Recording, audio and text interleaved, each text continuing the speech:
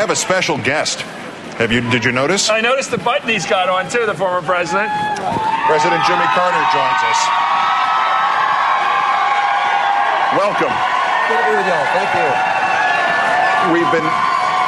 Every time we think we have gotten a measure of how meaningful what we saw today at the Pepsi Center was, what a landmark this is in American history, it seems like it echoes back across the land and hits us freshly once again. Tell me your thoughts today now that there is an African American nominated by a major party for president of the United States. I doubt that there's a white person in America that has more deep and personal relationships with that question. And I think I'm the world's foremost expert on divided parties. Mm-hmm. I grew up in a community, I didn't have any white neighbors. All of my playmates were African American, black children. All the people with whom I worked in the field were black. I was raised in a black culture. I lived there until I was 16 years old and went off to the Navy and to college. I saw the devastating blight of millstone around our necks with racial segregation, which was legal then. I went into the Navy, and the first sign I saw of an easing of this tragedy was when Harry Truman unilaterally, as Commander-in-Chief, ordained that racial discrimination was over in the military forces. And when I was a midshipman, the first black midshipman was entered into the Naval Academy. I helped defend him against some of the attacks. And so, to me, this is a momentous event for America, and I think has a prospect of being a momentous event for the entire world. My wife and I have been in about 125 countries since I left the White House, and we see the excitement all over the globe with the rise of Barack Obama as a potential Democratic nominee and obviously as a potential president. So it means a lot to me. When he made his speech in Philadelphia, I wept because he expressed the essence of racial discrimination clearly. And I've lived in a state that has been blighted with racial discrimination ever since, I would say, 1964, when Lyndon Johnson was a hero for civil rights and didn't even come into Georgia because he knew it was hopeless. And since then, the Deep South has been dominated by the Republican Party, using the race issue as a subtle and sometimes overt mechanism to gain a majority. Our last governor's election, for instance, was decided on a Confederate flag issue. And I remember that when my opponent in 1980 opened his campaign, Ronald Reagan, it was in the little town in Mississippi where the 3 civil rights workers were buried in a dam. So I've seen it in the South, subtle sometimes, but I think that's over now. And I think the indirect answer would be what's happened in Georgia this year when Barack Obama prevailed, got a majority of the votes against 2 very attractive white candidates, John Edwards, a next-door neighbor, and Hillary Clinton. He carried Georgia, carried Plains, Georgia, which only has 180 votes. So I think that is extremely important in my life and for this country. And I believe that we'll see that he has put an end to the problem in our country ever since the Civil War began in 1861. I think this is a light. There'll still be some people that won't vote for him because he happens to be African American, but I think that that number is dwindling every year. Mr. President, let me ask you about next week's Republican convention. It may be a perfect storm, not just metaphorically, with Hurricane Gustav heading up through the Gulf. I was in a small part in your administration, as you know, very small part, when you created FEMA. You've said in the recent hours, I believe, that FEMA is not up to the job. Are we going to have another Katrina next week in the midst of the Republican convention in St. Paul? Well, I hope not, for the benefit of the Republicans, but primarily for the benefit of people that might be struck. As you may remember, you were there with me as in the administration when I organized and established FEMA by executive order. I didn't want to have to go through the Congress. I thought it was very important. So we brought in 33 agencies into FEMA with 3 basic characteristics. One, it was completely independent and reported only to the president. Secondly, it was fully funded.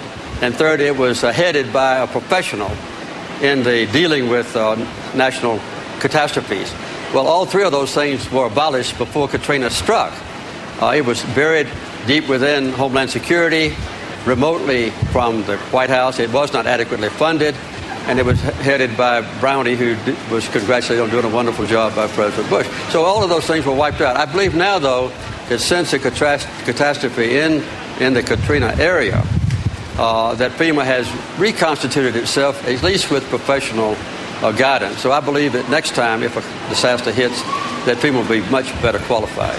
President Carter, it's about 50 minutes from now that a fellow former president, and it's not a big club, goes in front of a political convention in which his wife was the runner-up and is now going there to do the last bit of knitting together of the unity idea here. Yeah, I know you have. I'm just wondering if you had to what degree is a former president constrained politically, even within his own party, under these circumstances? What should President Clinton not do, or what should he do to achieve this unity and maintain the whatever status there is of a former president? Well, there are three things I think that President Clinton should do. One is point out his administration, how good it was, and how much it will be changed adversely if John McCain's elected. Those are the two things. The other one is to express his full confidence in Barack Obama as the next president. I think that is something that would be the most important, is to let there be no doubt that to follow up on what Hillary has done so well, in my opinion, that Bill Clinton will also say, I stand by my wife in having full support and full confidence in Barack Obama and Joe Biden as the next team to head our nation.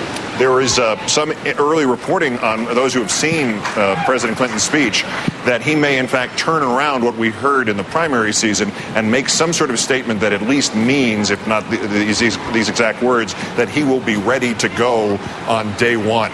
I've always wondered if any president... That Obama will be yes, ready. Indeed. I understand. If any, the question of experience, when you hear somebody running for president has experience or no experience, you've never been president before. I imagine there's no experience like it in the world that prepares you for it, is there? No.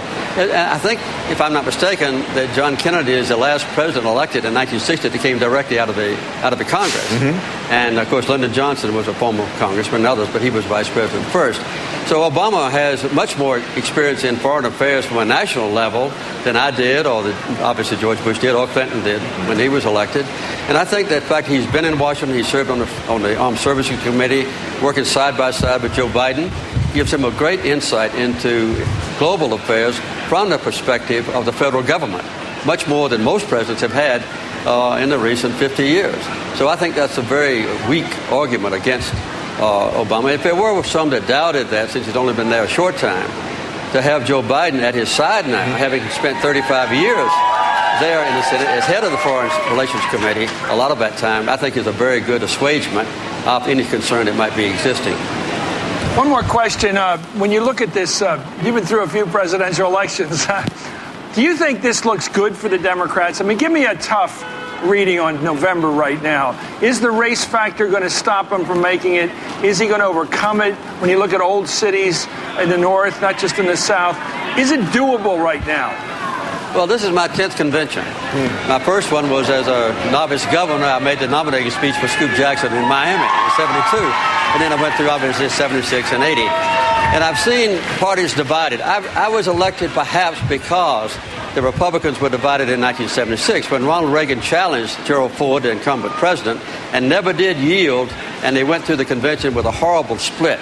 And it was months after that before the Reagan supporters reluctantly came back and voted for Ford. I still got a majority of the votes. But I think that I also lost to some degree in 1980 because the Democratic Party was split.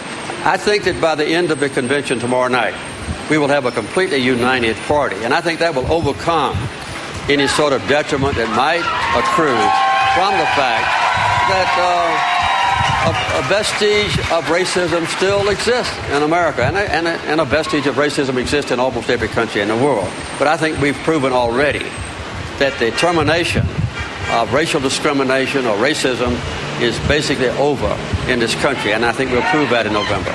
Do you see a difference between racial discrimination as it continues in the North as opposed to racial attitudes in the South? You've been all over the country. Is there a difference in the way people are progressing, different speeds, different advances, different resistances? Well, I think there's a little of that. Racial discrimination or pride in one's own race may be a more benevolent way to express it all over the country. I just said all over the world, in effect. But the Republican Party's strength based on the race issue, has obviously been most dominant in the South. And I carried every state in the South except Virginia. And but others have had a very difficult time carrying. In fact, I'm the last Democrat who carried North Carolina. And I think that this time we're going to see a change in that, Chris. I really believe that the recent votes we've seen in the primary between Obama and very attractive white candidates in the southern states is a good omen, a prediction of what's going to happen in November. I think that race is going to fade into the remote past. Thank you very much, Mr. President. What a great outcome that would be. Thank you, President Carter. A pleasure, sir. Thank you. Stick with it, man. Thank you, sir.